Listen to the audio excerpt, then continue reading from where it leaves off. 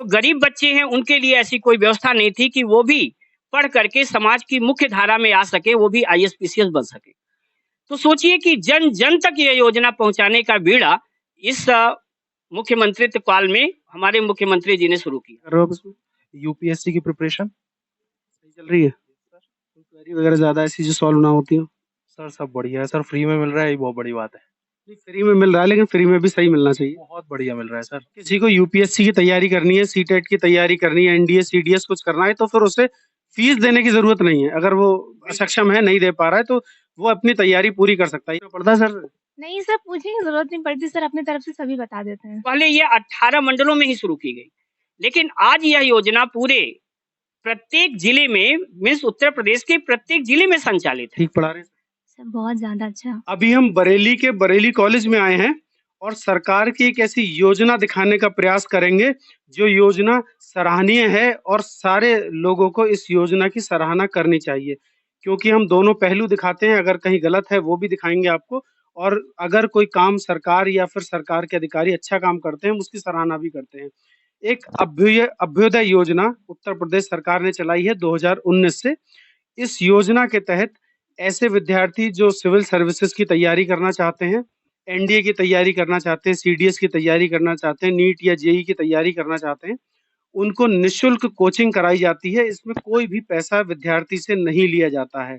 ये योजना उत्तर प्रदेश सरकार ने 2019 से चलाई थी मंडल स्तर पर, लेकिन आज यह योजना हर जिले में है। हर जिले के वो विद्यार्थी जो फीस देने में असक्षम है, नहीं दे पाते हैं, वो सारे विद्यार्थी यहाँ पर आकर इस योजना का लाभ उठाते हैं। मैं बरेली कॉलेज में हूँ और 5 मिनट का यहाँ क्लास का ब्रेक हुआ है, मैंने बात की, तो उस ब्रेक में हम बात कर लेंगे डिस्टर्ब ना करते हुए कि ये पूरी योजना कैसे काम करती है। सर जो पढ़ा रहे हैं उनसे पूछ लेंगे। सर आ जाऊँ क्या?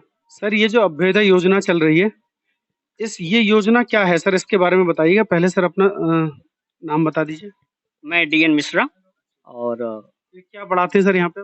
मैं सी सेट के पोर्शन में मैथमेटिक्स, लॉजिकल एबिलिटी, रीजनिंग और साथ साथ डिसीजन मेकिंग और कम्युनिकेशन स्किल, मतलब 80% हिस्सा सी सेट का मैं देखता हूँ।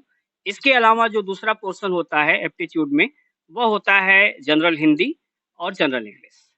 तो जनरल हिंदी के लिए जीजीआईसी से हमारी हैं प्रवीणा श्रीवास्तव मैम हैं, वो पढ़ाती हैं, और जनरल इंग्लिश का भी पूरा अलग पैनल है। मैं उधर आ जाऊँ?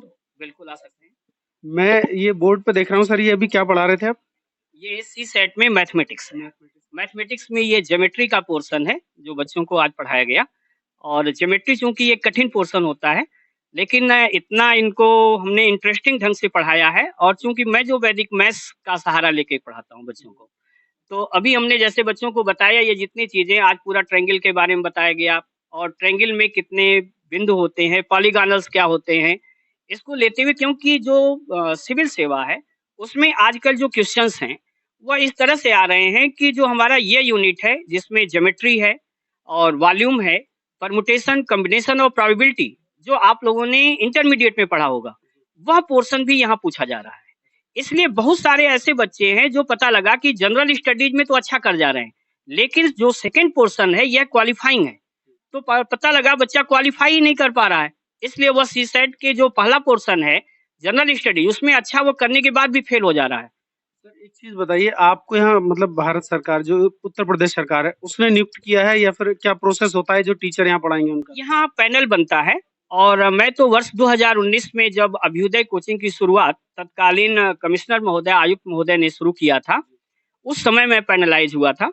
बेसिक में मैं पढ़ाते हुए, मैं तो बेसिक में हूँ। अच्छा, आप बेसिक में पढ़ाते हैं, बेसिक के टीचर हैं आप, और आपको यहाँ पर नियुक्त किया गया ये पढ़ाने के लिए। ये भी एक बहुत बड़ा विषय है, हम इस पे बात करेंगे अभी। तो आप यहाँ पर मैथ पढ़ा रहे हैं? जी, क्योंकि मैं वर्ष 2004 से और 2015 तक मैं बेसिक एजुकेशन में आने से पहले मैं सिविल सर्विसेज के बच्चों को ही गाइड करता था, और कई बड़ी संस्थाओं में मैंने अध्यापन कार्य किया, और मेरे बहुत सारे विद्यार्थी रहे जो आज पीसीएस हैं, और एक हमारी बच्ची प्रतिभा पाल आईएएस भी बनी। और इसके अलावा स्टाफ सिलेक्शन कमीशन में हमारे हजारों विद्यार्थी हैं जो आज इनकम टैक्स ऑफिसर तक पहुंच चुके हैं, इनकम टैक्स इंस्पेक्टर के रूप में चयनित होकर के। तमाम विद्यार्थी हमारे हैं जो जीएसटी इंस्पेक्टर हैं। तो उस तरीके से तो हमें लगता है आपको डिग्री कॉलेज या यूनिवर्सिटी में होना चाहिए इसके बाद। ये अपना कुछ जैसे भी हो, लेकिन ये माना जाता है कि किसी भी बच्चे की नींव मजबूत होनी चाहिए और वह मैं नींव मजबूत करने का आज कार्य कर रहा हूँ और मेरा सौभाग्य है कि अभ्युदय पैनल ने मुझे चुना और मैं ये अभ्युदय योजना है क्या सर? क्योंकि इसके बारे में हमें भी जल्दी में पता लगा। मुझे लगता है कि बहुत ज़्यादा पब्लिक को या यूथ को पता नहीं है। ये पूरी योजना बहुत शॉर्ट में बताइए क्या है ये? ये हमारे यशस्वी मुख्यमंत्री श्री योगी आदित्यनाथ जी द्वारा एक अच्छी पहल की गई हमारे युवाओं के लिए और इस पहल में मुख्य रूप से ये रहा कि जो गरीब बच्चे हैं, आज सिविल सेवा में फीस बहुत ज़्यादा है। आप दिल्ली में जाइए तो लाखों रुपए बच्चे देते हैं, इसके बाद हर महीने का किराया देते हैं। लोकल पर बच्चों को ऐसी कोई व्यवस्था नहीं थी। जो गरीब बच्चे हैं उनके लिए ऐसी कोई व्यवस्था नहीं थी कि वो भी पढ़ करके समाज की मुख्य धारा में आ सके, वो भी आईएएस पीसीएस बन सके। तो सोचिए कि जन जन तक ये योजना पहुंचाने का बीड़ा इस मुख्यमंत्रित्व काल में हमारे मुख्यमंत्री जी ने शुरू किया और यह योजना इतनी अच्छी चली कि बरेली में आप सोचिए कि हमारा जो ये चैनल है मुख्यमंत्री अभ्युदय योजना, इसमें लगभग 2.5 लाख बच्चे ऑनलाइन पढ़ रहे हैं जी। 2.5 लाख बच्चे लगभग सब्सक्राइबर हैं इसमें और यहाँ नहीं बल्कि देखा जाए तो देश के प्रत्येक कोने से बच्चे इसका लाभ उठा रहे हैं। इससे पहले बड़ी सोचने वाली बात है कि और किसी सरकार ने इस तरह की सोच नहीं रखी कि इतनी बड़ी पैमाने पर। पहले यह जब योजना शुरू की गई 2019 में तो उपाम से भी आए थे लोग और उस समय तत्कालीन कमिश्नर लखनऊ, इसके अलावा यहाँ के तत्कालीन कमिश्नर प्रसाद जी का बहुत बड़ा योगदान रहा यहाँ शुरू करने में और पहले ये 18 मंडलों में ही शुरू की गई।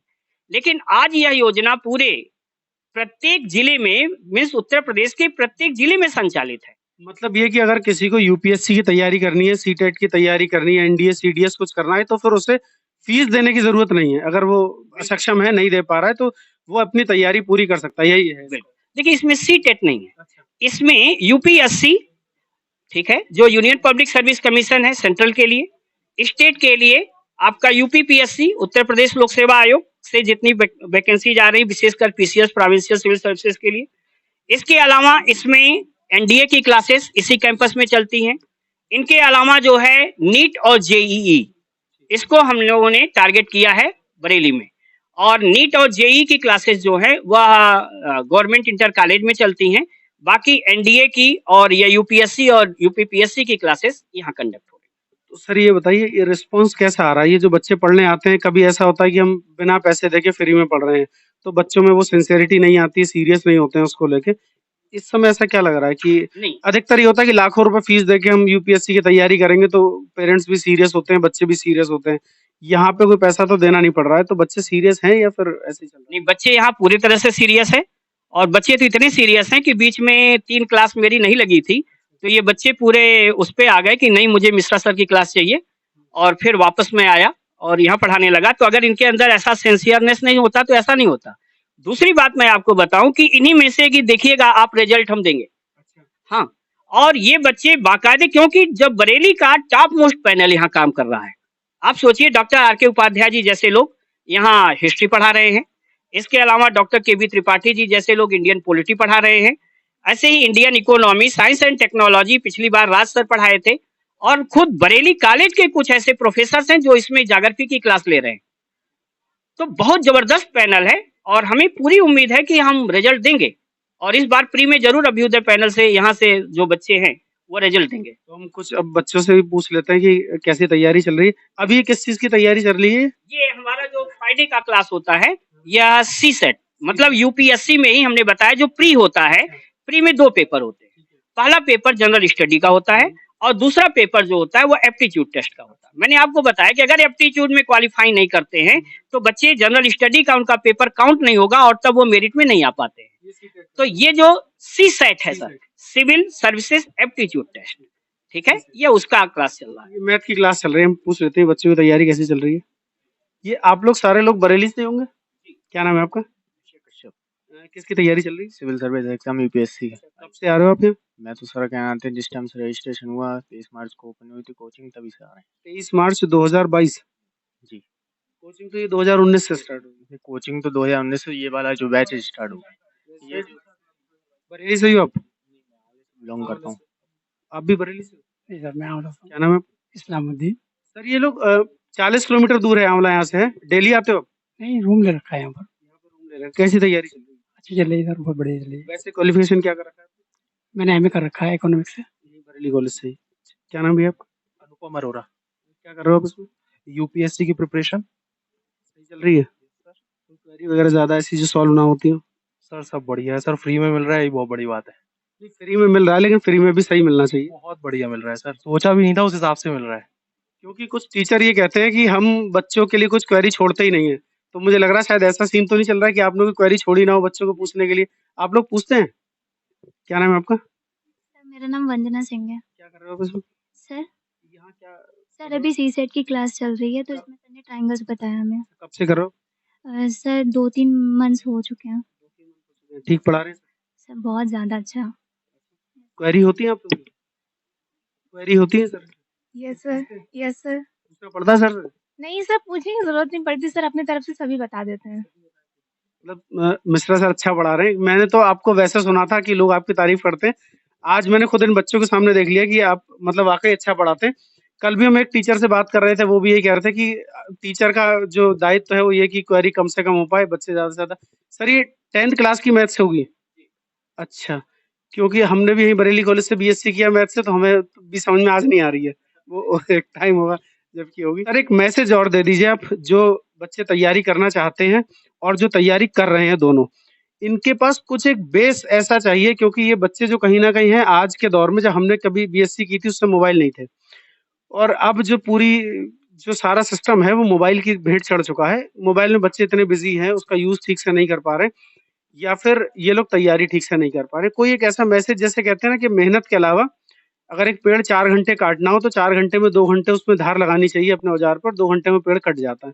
कुछ ऐसी धार इन्हें दे दीजिए एक। जी, अभी कुछ समय पहले ही मैं बच्चों को मोटिवेट कर रहा था और कह रहा था कि एक छोटी-सी इन लोगों को कहानी मैं बताया था कि अगर एक मेढक है, उसको हम उबलते हुए पानी में छोड़ देते हैं और वो लगभग 100 डिग्री सेंटीग्रेड टेम्परेचर हो, तो उसे ज्यों महसूस होता है कि मैं गलत जगह आ गया, तुरंत वह अपनी पूरी ऊर्जा लगाता है और बाहर निकल जाता है। लेकिन उसी मेढक को अगर हम 20 डिग्री सेंटीग्रेड टेम्परेचर के पानी में डाल दें, तो वो बड़े आराम से उस मौसम में रहने लगता है। लेकिन धीरे-धीरे अगर टेम्परेचर हम उसका बढ़ाते हैं, तो एक समय ऐसा आता है, वो अपने को तो टेम्परेचर के अकॉर्डिंग मैनेज करता है, लेकिन एक ऐसा समय आता है जब उसे लगता है कि नहीं, अब हम सांस नहीं ले पाएंगे और मर जाएंगे। तब वो जब अपनी ऊर्जा लगाना चाहता है तो उससे बाहर नहीं निकल पाता है और पता लगा कि 80 डिग्री सेंटीग्रेड टेम्परेचर तक ही उसकी जान चली जाती है।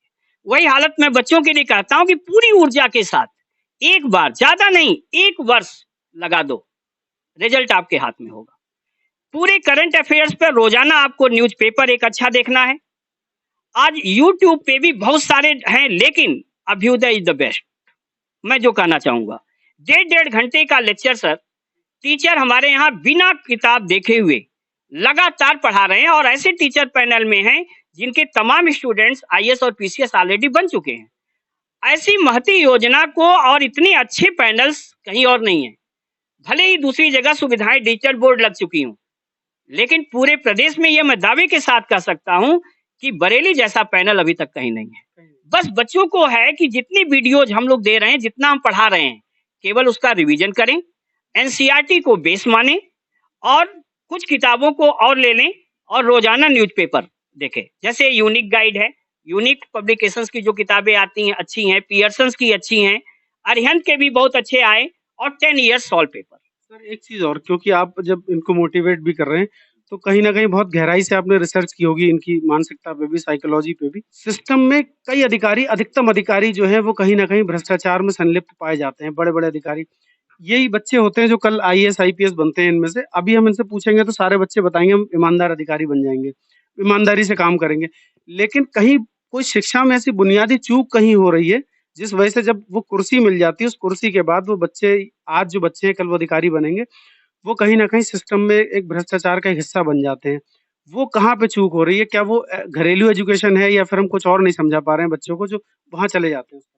देखिए सर, हाँ, मैं इस पर तो नहीं बोलना चाहूंगा, कोई कमेंट नहीं करूंगा, लेकिन हाँ, कहीं न कहीं ये चीजें जो ईमानदारी और भ्रष्टाचार है, यह नैतिकता की दुहाई है। अगर व्यक्ति जो भी कुछ कर रहा है, वह अगर नैतिक उसका पतन हो रहा है, तो वह भ्रष्टाचार कर रहा है। और अगर उसका नैतिकता उसके अंदर जीवित है, उसके अंदर मानवता जीवित है, तो बहुत सारी ऐसी मिसाल भी मिलेंगी सर आपको, जो आईएएस और पीसीएस जो भी हैं अधिकारी, बहुत अच्छा भी कार्य कर रहे हैं। यह ईमानदारी के कारण ही यह सिस्टम अभी तक चल रहा है। अगर ये पूरा सिस्टम करप्ट होता तो ये सिस्टम नहीं चल पाता। तो कुछ गिने चुने हुए ऐसे अगर कोई भ्रष्ट है तो उससे हम पूरे सिस्टम को दोष नहीं दे सकते और हम ये कतई नहीं कर सकते कि हमारे द्वारा दी गई शिक्षा में कोई कमी है, क्योंकि मैं एक शिक्षक जो है कभी भी नहीं चाहता है कि मेरा कोई बच्चा गलत हो या मेरा कोई बच्चा गलत आचरण में हो और उसके साथ मेरा नाम जोड़कर कहा जाए कि ये मेरा विद्यार्थी था। एक अध्यापक का जो सर वेशभूषा है वह सफेद कपड़े हैं और वह कहीं नहीं चाहता कि उसके द्वारा या उसके विद्यार्थी द्वारा कहीं उस पर छींटे का है। तो हमारा तो हमेशा चाहे मेरा विद्यार्थी कहीं भी किसी भी रूप में हो, मैं यही चाहता हूं कि वो हमेशा नैतिकता और मानवता को सर्वप्रथम आगे रखे और मानव हितों के लिए, जन कल्याण के लिए कार्य करे। और यही शायद एक अगर ऐसा न रहा होता तो शायद ये योजना न शुरू रही होती। अगर ऐसा सिस्टम करप्ट रहा होता तो ये गरीब बच्चों के लिए ये सिस्टम चालू नहीं हुआ होता। इसलिए सर ये जरूरी नहीं है कि हर कोई भ्रष्ट है। आप थे मिश्रा सर जो ये बच्चों को मैथ्स पढ़ा रहे थे, साथ में मोटिवेट भी करते हैं, तमाम तरीके की साइकोलॉजी पर भी आपने रिसर्च की है और हम सर को अपनी तरफ से बहुत-बहुत शुभकामनाएं देते हैं और इन बच्चों को भी शुभकामनाएं देते हैं। सरकार की इस योजना का लाभ लें सभी लोग, क्योंकि इस योजना के बारे में हमें अभी हाल ही में पता लगा। मुझे लगता है कि अधिकतर लोगों को इस योजना के बारे में पता नहीं है, तो इसकी जानकारी लें और यहाँ पर ज़्यादा से ज़्यादा बच्चे आ पाएँ, ज़्यादा से ज़्यादा मेहनत कर पाएँ और हम चाहते हैं कि एक बदलाव आना चाहिए देश के अंदर। जो आज सिस्टम इतना गड़बड़ हो चुका है, नीचे के अधिकारी से लेके ऊपर के अधिकारी तक, कई सारे ईमानदार अधिकारी भी हैं, लेकिन कई सारे भ्रष्ट अधिकारी भी हैं और हम ये चाहते हैं कि इस तरीके के बच्चे अगर पढ़कर बाहर आएँगे, क्योंकि वही लोग हैं जो फीस देने में सक्षम नहीं है बड़ी-बड़ी और ऐसे मिडिल क्लास या फिर गरीब परिवार से हैं, तो कहीं न कहीं ये चीज़ों को समझते भी हैं, इमोशंस को भी समझते हैं, यहाँ की नागरिक और जनता को भी समझेंगे, देश के विकास को भी समझेंगे और एक दिन ईमानदार अधिकारी बनेंगे। बने रहिए एक्सपोज़ टुडे के साथ। जय हिंद।